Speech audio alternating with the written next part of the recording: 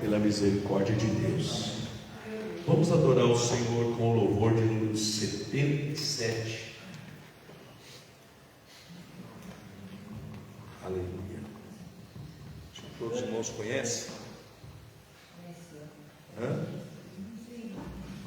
Queres neste mundo ser um vencedor? Queres tu cantar na luta e na dor? Queres ser alegre, qual bom lutador? Guarda o contato com teu Salvador. Guarda o contato com teu Salvador, e a nuvem do mal não te cobrirás. Pela senda alegre tu caminharás, indo em contato com teu Salvador. Neste mundo vivem muitos a penar, cujo coração transbordam de pesar. Dai-lhes a mensagem de amor sem par. Com Deus o contato deves tu guardar. Guarda o contato com teu Salvador, e a nuvem do mal não te cobrirás. Pela senda alegre tu caminharás, indo em contato com teu Salvador.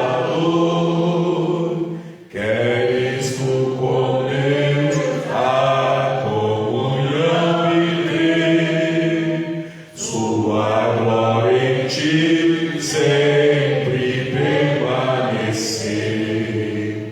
Quero Cristo em ti ver, guarda o contato com supremo ser. Guarda o contato com teu Salvador, e a nuvem do mal não te cobrirá. Pela senda alegre tu caminharás,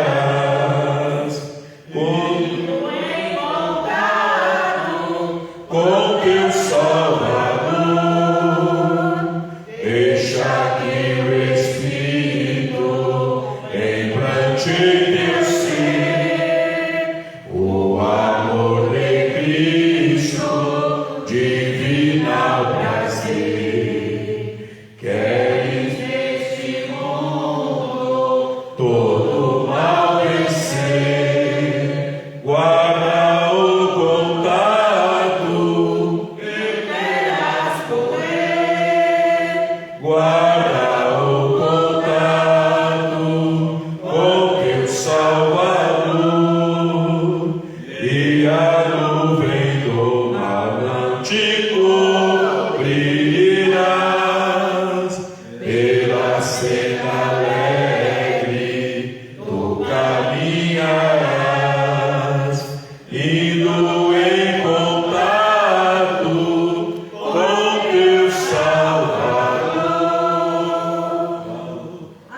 Vamos ler a palavra de Deus, irmãos. Deus me colocou logo pela manhã, acordando um pouco de madrugada, orando ao Senhor. O Senhor me colocou algo e eu abri a palavra de Deus aqui. Vamos ver o que Deus tem para nossas vidas em João, no Evangelho de João, capítulo 4. Eu ia começar no comecinho de João, do capítulo 4, mas eu vou começar um pouquinho mais para frente, no versículo de número 31, depois nós voltamos, se tiver um pouquinho de tempo, falando um pouquinho mais, no versículo, capítulo 4. Amém? Eu vou ler o texto aqui para eu poder ir aqui em outros versículos, então eu vou ler só o texto e a gente já entra em outros versículos, os irmãos entender o sentido daquilo que Deus pôs no meu coração desta palavra, né?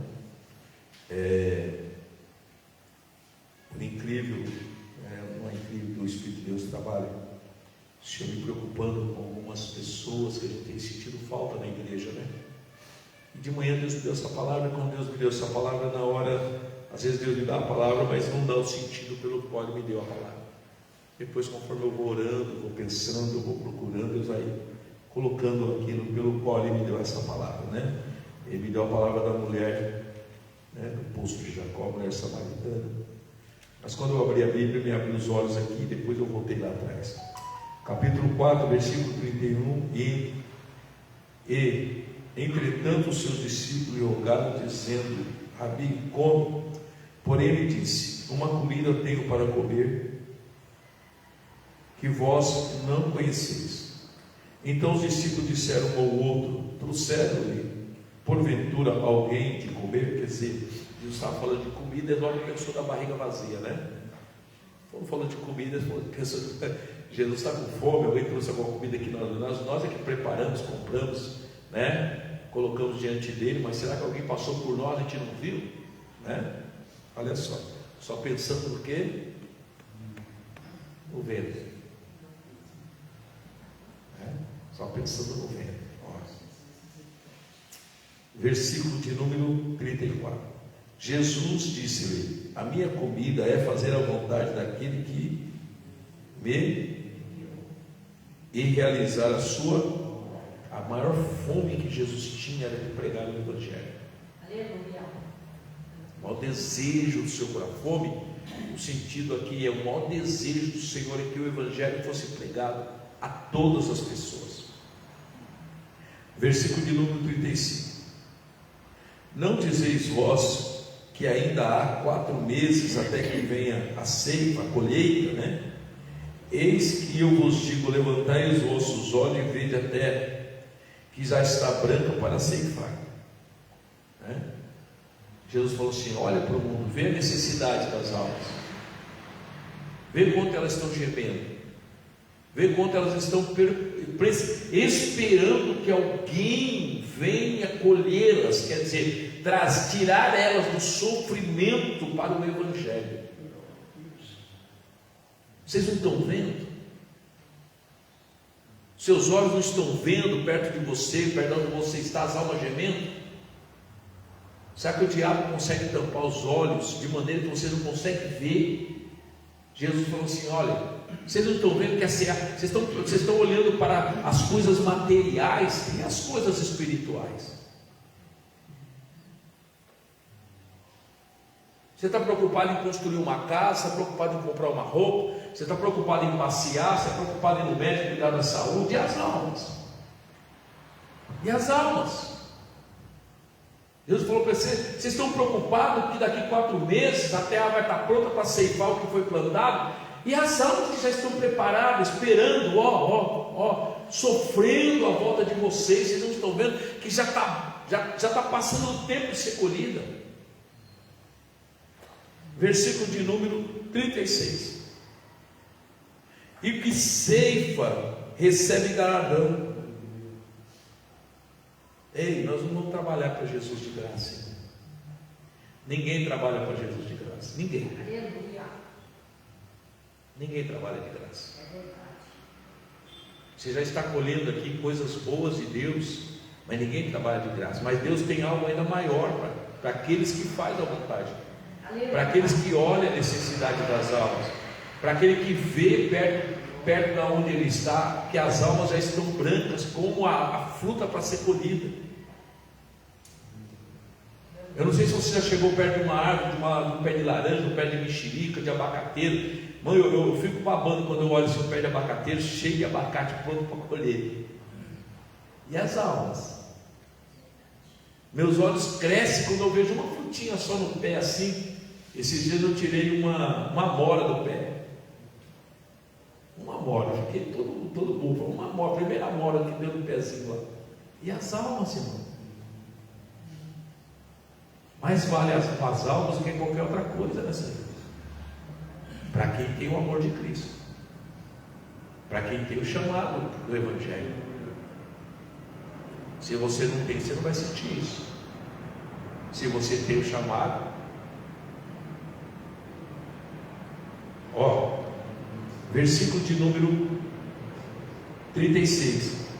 E que ceifa, quer dizer, aquele que colhe não desfruta da colheita.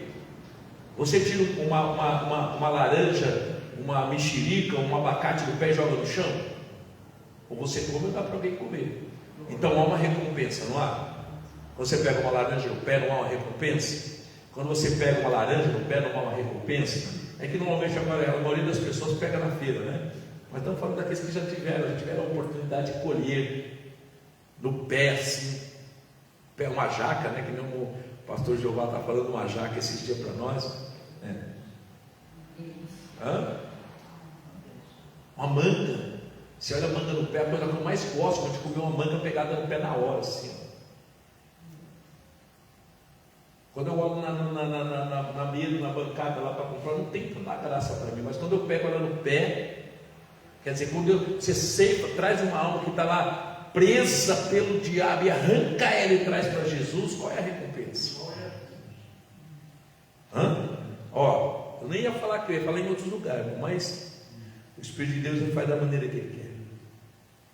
E o que ceifa recebe galardão, e ajunta frutos para a vida, para que assim o que semeia como o que ceifa, ambos se alegrem. Se eu evangelizar e alguém vir e cuidar, a alegria tem que ser a mesma.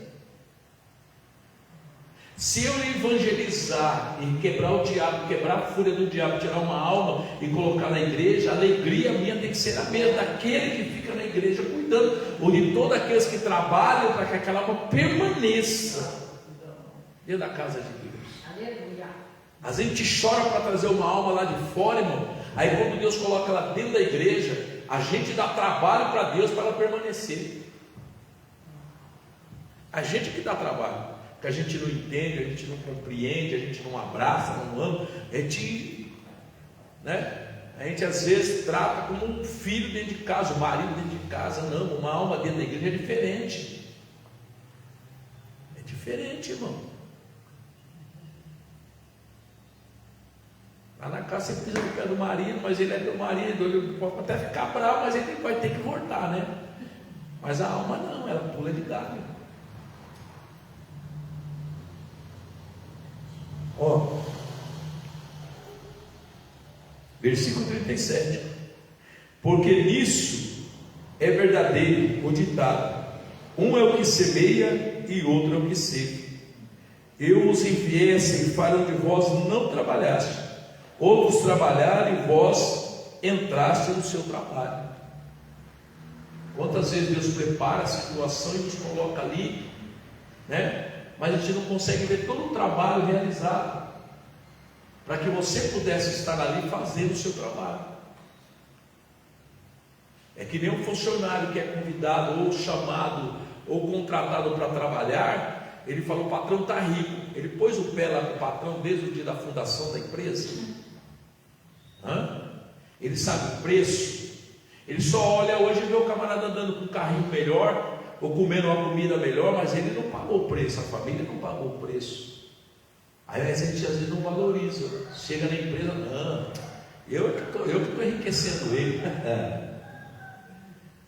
Às vezes está na igreja, mas não sabe o valor. Às vezes está na obra, no chamado de Deus, não sabe o valor, o preço pago para chegar até ali.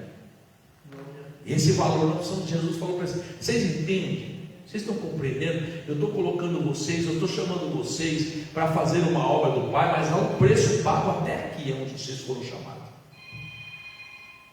Há um preço. Foi um preço pago. Às vezes só olha o trabalho que a gente está tendo hoje, né? Puxa vida, é tão trabalhoso.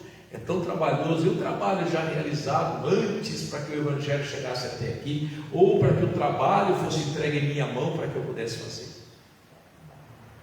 né? Aí diz assim, olha, e muitos dos samaritanos daquela cidade creram nele pela palavra da mulher que testificou e disse-lhe tudo quanto tenho feito. Indo, pois, ter com ele o samaritano, rogaram-lhe que ficasse com ele, e ficou ali 2 dias. Aqui já era a mulher, o efeito da obra daquela mulher do poço. Mas antes de nós chegarmos ali, abre Isaías 52:7. Nós já vamos voltar lá no primeiro capítulo, lá no primeiro versículo, os primeiros versículos. Isaías 42:7.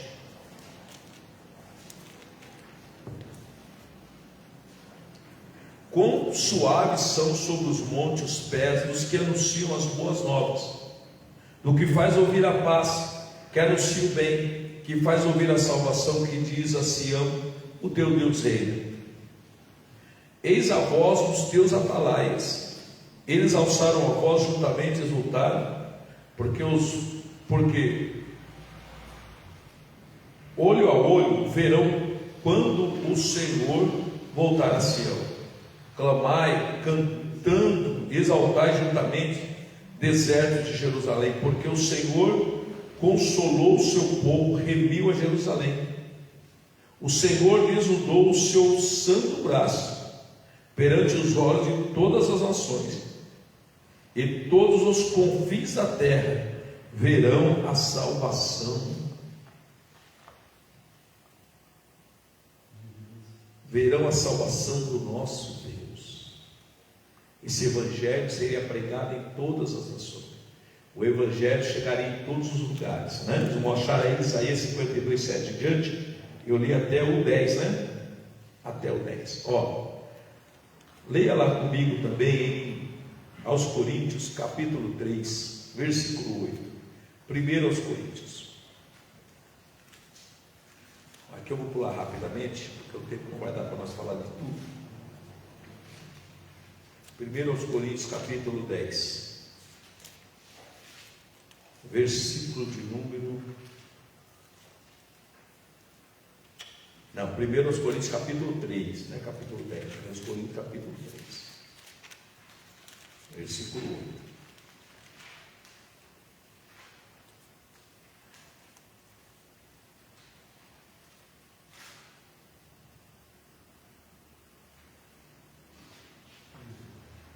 Vamos ler um pouquinho antes, versículo de número 6. Eu plantei, Apolo regou, mas Deus deu crescimento. Então a honra não é nossa, a honra é de Deus, a glória é de Deus. Mas é necessário nós fazer a nossa parte. Versículo de número 7. Pelo que nem o que planta é alguma coisa, nem o que rega. A gente lê isso daqui e fica bravo, né? Peraí, mas eu não sou nada? Quem já plantou alguma coisa na vida assim? Qualquer coisa, até um feijãozinho lá na escola, quando você fez você planta o feijãozinho, você põe lá no algodãozinho, né? Antigamente, quando eu era, chegou o primeiro ano da escola, segundo, terceiro ano, fazia aquele teste com o feijão, né? Você pegava o algodão, pegava uma tampinha, depois que você pôs a água, o algodão molhado, o que você pode fazer mais? Nada. Só esperar, acordar todo dia, vendo que alguma coisa aconteça. A obra de Deus não é assim? É verdade. Então nós somos o quê? Nada mesmo. Você prega o Evangelho e fica esperando que Jesus faça alguma coisa. Você ora por alguém, espera que Jesus faça alguma coisa. Você fala, se você continuar fumando essa maconha, ela vai te matar. Mas você pode fazer mais alguma coisa depois disso? Não. Mas quando você planta o feijãozinho lá, ele não vai nascer. Quem já teve experiência? Você vê o feijãozinho abrindo, ele quebra do lado, daí um pouquinho começa a desdobrar uma cabeça, daí um pouquinho está assim o Evangelho, irmão. Fiz alguma coisa demais? Não. A minha limitação termina ali. Ali começa a mão de Deus, o poder da vida. Poder da vida, irmão. Da mesma maneira que Deus deu ordem para a terra produzir, o Evangelho tem o poder de mudar a vida das pessoas. Tudo que eu preciso fazer é plantar com esperança. Você vê a diferença? A gente, quando é jovenzinho, para entrar na escola, você tem pouca noção das coisas, você planta com aquela esperança. Será que é hoje que vai ser? Você vai lá de manhã cedo e olha lá, o feijãozinho, 2 dias, 3 dias, daí um pouquinho ele rompe. A esperança de que vai nascer. O Evangelho é isso, irmão. Nós precisamos invadir as vidas com o Evangelho, com essa esperança de que vai mudar.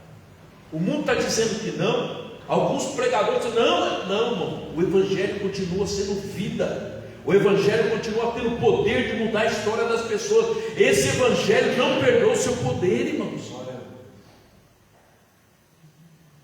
Esse Evangelho não perdeu o seu poder. Ele continua sendo, porque o próprio Deus é quem zela pela sua palavra. Aleluia. É Ele que zela, né? Então nós estamos aí, versículo de número 7, né? Pelo que nem o que planta é alguma coisa, nem o que rega, mas Deus que dá o crescimento. Versículo de número 8.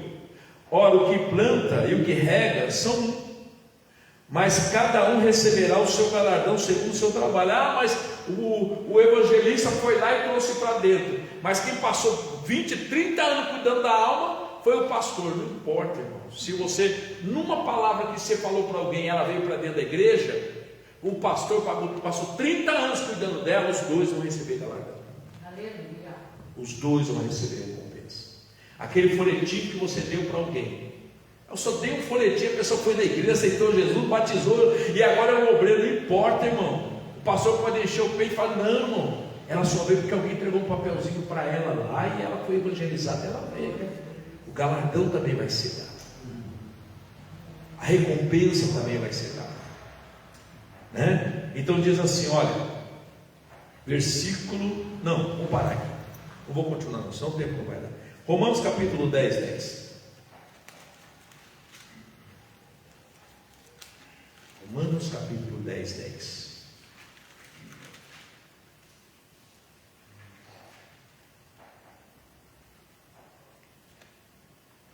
Eu queria ler tudo isso daqui, mas não dá tempo, tá, irmãos?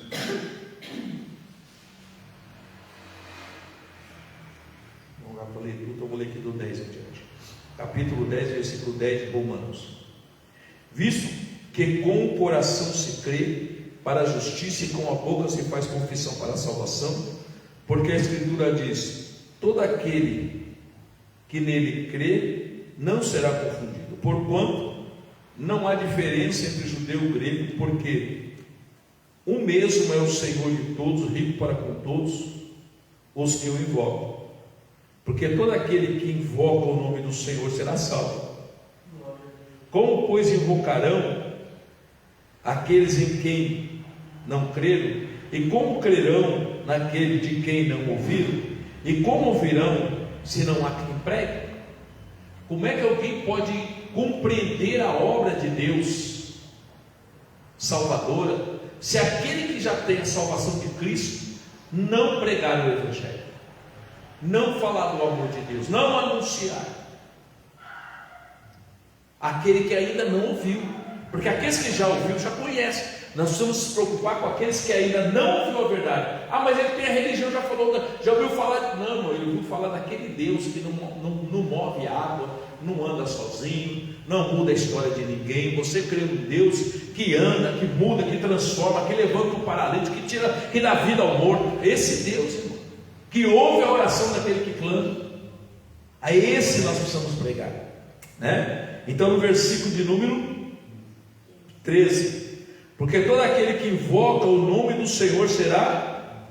Como é que as pessoas vão invocar o nome desse Deus que salva, se nós não abrirmos os olhos deles com a pregação do Evangelho? Versículo de número 14. Como pois invocará aquele em que não creram? Não, versículo eu já li, né? Não, lê. E como crerão naquele que não ouviram? E como ouvirão se não há quem pregue? E como pregarão se não forem enviados? como está escrito: quão formosos os pés dos que anunciam a paz, dos que anunciam coisas boas.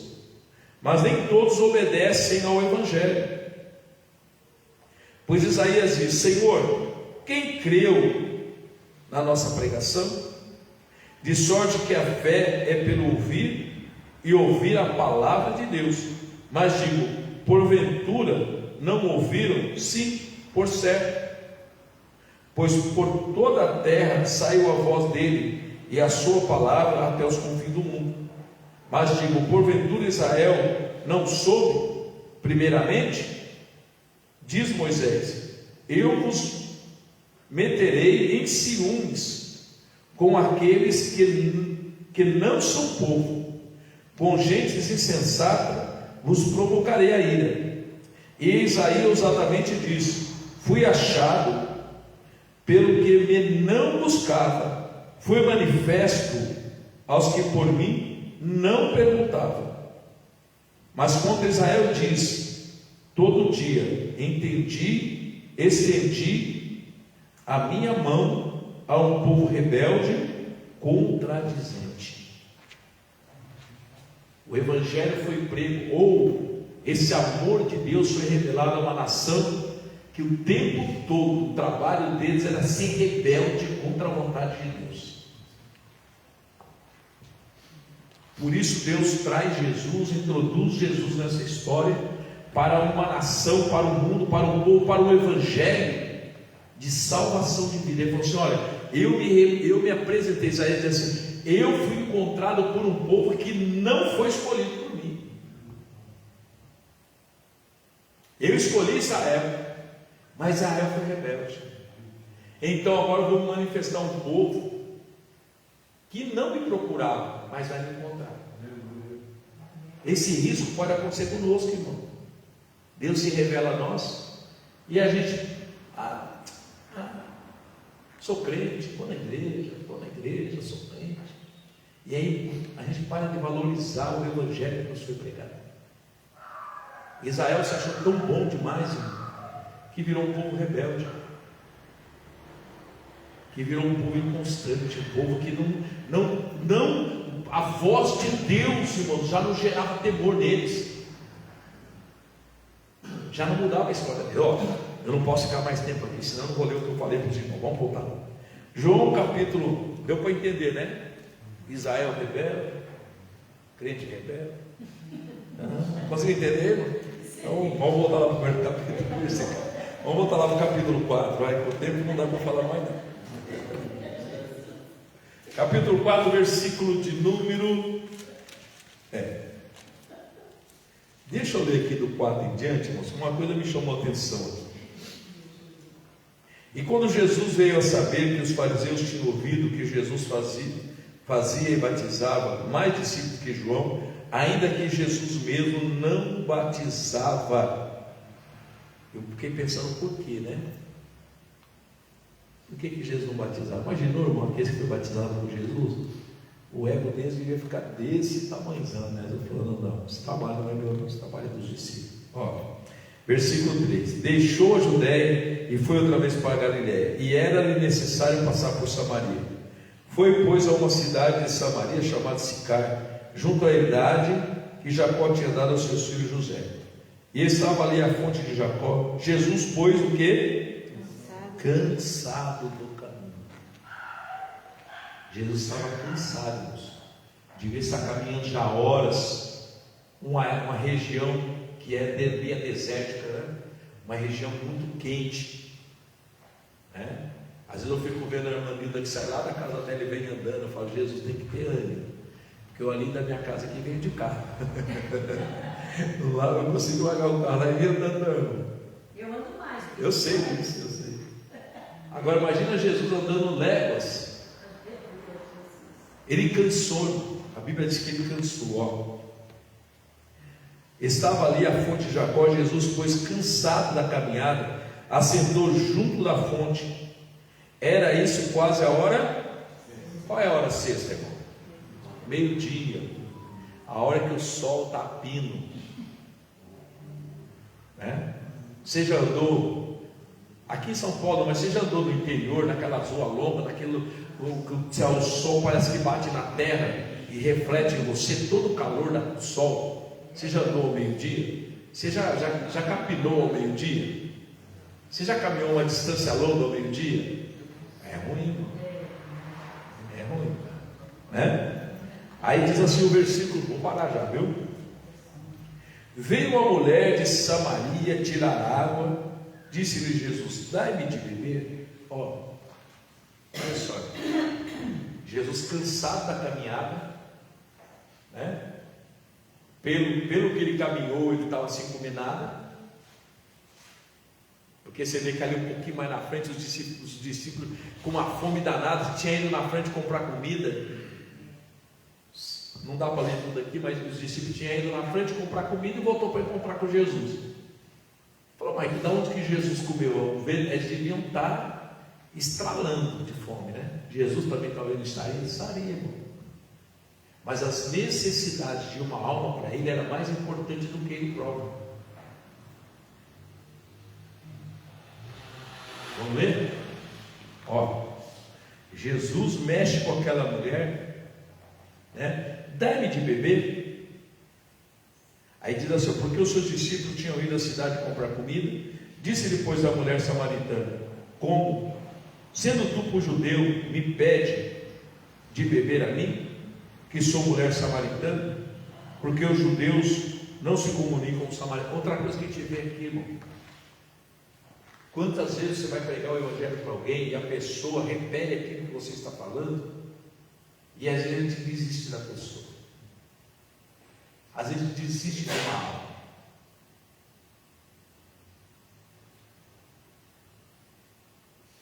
Jesus, primeiramente, ele soube como chegar naquela mulher.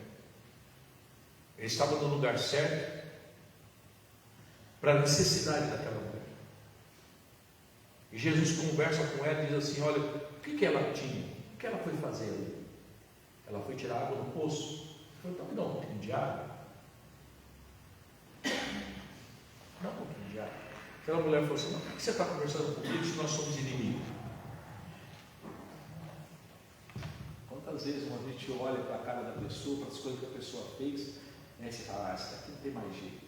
Como que não tem mais jeito? O evangelho muda qualquer vida. Não importa o tamanho do trabalho comigo, ela vai mudar. Ou então Jesus vai tirar. Se ela não for da salvação, ele vai tirar. Versículo de número 8, versículo de número 9, nós lemos, versículo 10. Jesus respondeu e disse: se tu conhecer o dom de Deus, olha só, se você soubesse o que eu posso fazer por você, você estava conversando comigo desse jeito. Se você soubesse o evangelho, o quanto Jesus pode tirar você da bebida, Jesus pode tirar você da droga, Jesus pode mudar a tua história da família, Deus pode abrir uma porta de emprego, Deus pode te trazer saúde. Se você soubesse que Deus te deu o dom para orar por você e Deus mudar a tua história, você ouviria um pouquinho o que eu estou falando. Deus tem algo para você, Deus quer mudar a tua história. Ele falou assim: olha, se você soubesse com quem você está conversando, olha só, Jesus respondeu e disse: se tu conhecesses o dom de Deus, e quem é que te diz dai-me de beber, tu lhe pedirias e ele te daria água. Ele falou: ei, o que você está falando é errado, eu vou te ensinar a maneira certa de você ser abençoado, eu vou te mostrar a maneira certa da tua vida ser mudada. Versículo 11, disse-lhe a mulher: Senhor, tu não tens com que tirar, e o poço é profundo, onde pois tem águas vivas? Versículo de número 11, disse-lhe a mulher: Senhor, tu não tens como tirar. 12, és tu maior do que Jacó, o nosso pai, que nos deu o poço, bebendo ele próprio dele, e os seus filhos, e o seu gado? Olha, desviando a conversa, olha, jogando uma conversa para Jesus ali. Senhor, você acha que você é maior? É meu pai. Eu sigo a religião dos meus pais. Meus pais me ensinou isso. Eu estou preso lá, a história de Jacó. Jacó é muito. Você acha que você é alguma coisa? Versículo de número 13. Jesus respondeu: qualquer que beber dessa água tornará a ter sede, mas aquele que beber da água que eu lhe der, nunca terá sede, porque a água que eu lhe der, lhe fará nele uma fonte de água, jorra para a vida eterna. Versículo de número 17. Disse-lhe 15, vou ler 17, 15. Disse-lhe a mulher: Senhor, dá-me dessa água, para que não mais tenha sede e não venha aqui beber. Olha com o que Jesus mexeu com aquela mulher. Quem não tem sede ao meio-dia? Qual era a necessidade dela? Eu estou mostrando para os irmãos qual era a necessidade daquela mulher. Era água. Era água? Não. Necessidade daquela mulher não era água. Ó, ela estava diante do poço. Sim ou não? A necessidade dela não era água. A oportunidade foi a água. Sabe quando você chega perto de alguém que está doente, você fala que Jesus cura? Sabe quando você vê uma pessoa nas drogas, você fala que Jesus liberta? Mas qual é a maior necessidade dela? A aflição da alma que está dentro dela, presa, precisando ser socorrida. A cura de uma enfermidade, a porta de um emprego, uma solução da família, é só a oportunidade dada por Deus para que o Evangelho mude a história da pessoa, irmão. Essa é a visão que nós temos que ter. Está cheio de gente falando assim: ah não, porque Deus não veio para curar, Deus veio para curar. O curar é a porta de entrada, irmão. Uma porta de emprego é uma porta de entrada. O libertar o filho das drogas é uma porta de entrada. Como é que não, irmão? Vamos mudar a história daquela pessoa para que Jesus tenha a oportunidade de mudá-la por dentro. A mulher tinha problema de água? Não, irmão. A água foi uma porta de entrada para Jesus falar a verdade do que estava acontecendo dentro dela. Esse é o Evangelho de Jesus, irmão. Jesus nunca perdia a oportunidade das coisas naturais da vida para pôr o reino de Deus dentro da vida de alguém. Glória a Deus. E esse Evangelho não mudou, irmãos. Esse Evangelho não mudou. É que o tempo aqui não dá para eu. Ó, deixa eu ler só até o 20. Até o 19 eu vou ler, ó. Eu li aí o 15, né? 16. Disse-lhe Jesus: vai, chama o teu marido e vem. Ó, Jesus mexendo em algo, agora sim. O coração dela deu a oportunidade de Jesus conversar com ela. Agora sim, Jesus ia trabalhar algo que estava impedindo aquela mulher de alcançar a salvação. Ó, vai, chama teu marido e vem cá. Aquela mulher respondeu, disse: não tem marido. Disse-lhe Jesus: disse tem, não tem, porque tiveste o quê? 5 maridos, e o que agora tens não é teu marido. Isso disseste com verdade. Olha só, Jesus começa a colocar com o dom da revelação. O Espírito de Deus, conhecendo ela, revelando ao Espírito de Cristo aquilo que realmente aquela mulher estava. Uma mulher rejeitada. Alguém vinha, casava com ela, alguém tomava ela, dali um pouco ela estava com outro homem, porque naqueles dias tinha essa situação de um homem casado, rejeitava a mulher e seguia o caminho dele, largava a mulher, cuidando, vai se virar com a sua vida.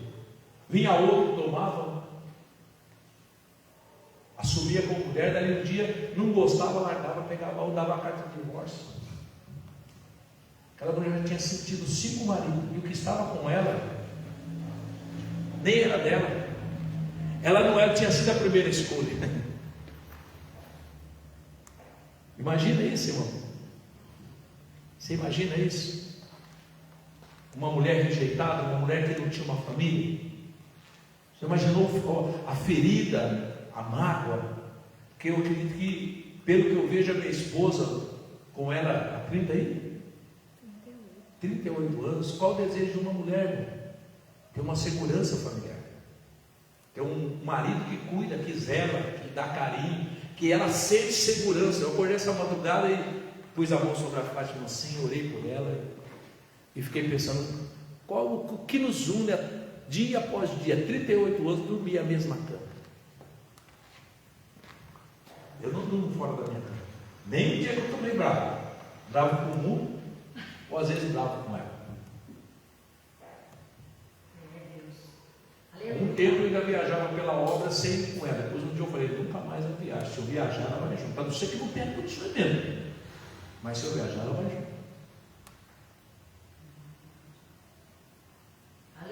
Agora imagina a mulher que já tinha tido 5 maridos. O que tinha com ela não era dela. Preciso terminar. Olha só, uma hora deu pulo deu 2 minutos para as 10, para as 10 e 10. O que aconteceu ali? Nossa, eu olhei agora mesmo, faltava 4 minutos para o meu Pai do céu. Ó. Preciso parar, irmão. Disse assim o versículo de número 19. Disse-lhe a mulher: Senhor, vejo que és profeta. Aquela mulher viu que Jesus era diferente de todos os homens que já tinham passado pela vida dela. É isso, irmãos, que o Evangelho precisa encontrar em nós. As pessoas olharem e ver que nós somos diferentes, não diferente por orgulho, não diferente por ter o nariz erguido para o céu, não, porque refletimos a glória de Deus, porque refletimos a presença de Deus, porque o Senhor plantou em nós algo que pode mudar a vida das outras pessoas. Não é claro, porque eu sou melhor, eu sou crente, o resto não presta, não, irmão. É que o mundo veja em nós que é preciso ter um encontro com Jesus, que as pessoas lá fora entendam que há um Evangelho que muda a sua história. Veja em nós a diferença. A Bíblia diz que nós somos luz neste mundo, somos sal dessa terra. Amém? Que nós não venhamos deixar que as lutas dessa vida nos impeçam, irmão, de acreditar no Evangelho transformador, de um Evangelho que muda a vida das pessoas. Ele continua tendo esse poder, irmão, porque é a própria ação de Deus na vida, é a própria ação do Espírito Santo. Não há como esse poder perder, não há como esse Evangelho perder a sua força e mudar a história das pessoas. Somos nós que nos acomodamos, somos nós que perdemos a nossa confiança em Deus e achamos que Deus não está fazendo. Não, Deus continua fazendo as mesmas coisas. Aleluia. Para a glória do seu nome. Amém? Poderoso Deus e Pai, a tua palavra foi lida, foi pregada, não só a nós que aqui estamos, mas a todos aqueles que nos ouvem, Pai, através da internet. Que essa palavra gere em nós, Pai, um avivamento, Pai, em nossos corações, para que esse Evangelho seja pregado por toda a terra, Pai, e por onde for pregado, vidas serão transformadas. Pai, nós oramos, Pai, em nome de Jesus, nós te agradecemos. Amém. Irmãos, vamos ofertar para a casa do Senhor. Você que pode ofertar no trabalho do evangelismo, né? Você que pode ofertar pela obra de Deus, que nos ouve, né? Talvez você esteja em algum lugar e diz assim: como eu posso ofertar? Entra lá no site da igreja. Há uma possibilidade de você estar ofertando para a obra do Senhor. Nós temos orado para que Deus levante pessoas para o trabalho de evangelismo. Nós precisamos fazer algumas coisas nessa área, mas não tem sido fácil não, né? Mas nós cremos num Deus que gera situações e eu tenho certeza que Ele vai fazer. Amém? Poderoso Deus e Pai, nós vamos ofertar agora para as ofertas de missões. Pai, toma agora em tuas mãos, abençoa teus filhos, teus servos, levanta, Pai, semeadores nessa área. Pai, nós oramos agora, Senhor, abençoa aqueles que vão ofertar, não só aqui nesse momento que está na igreja, mas aqueles que vão ofertar, Senhor, pela internet, Pai, que a bênção do Senhor seja transbordante, em nome de Jesus, nós oramos, amém. Irmãos, vamos já encerrando, avisando que amanhã nós temos oração lá no monte a partir das 8h30 da manhã. Os irmãos que quiserem estar conosco, pode estar ali orando. À noite nós estaremos aqui no culto Sai da Nossa Terra, portas abertas. Sexta-feira nós temos um culto de renovação espiritual, e no domingo a ceia do Senhor, a Santa Ceia, será pela manhã, às 8h30 da manhã, meia hora, né? Às 8h30 nós estaremos orando ao Senhor, dobrando nossos joelhos, falando com Deus, mas já estaremos participando da ceia. Amém? Ficamos de pé, vamos agradecer a Deus por essa manhã.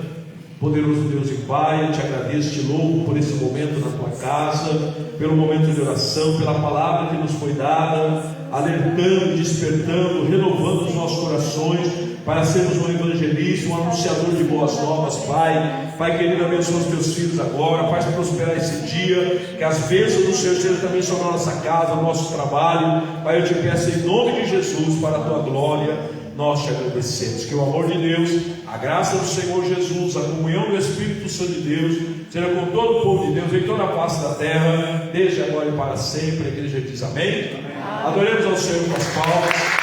Que Deus te abençoe e te guarde, que um dia próspero, em nome de Jesus. Também aos nossos irmãos que nos ouvem, para a glória de Deus.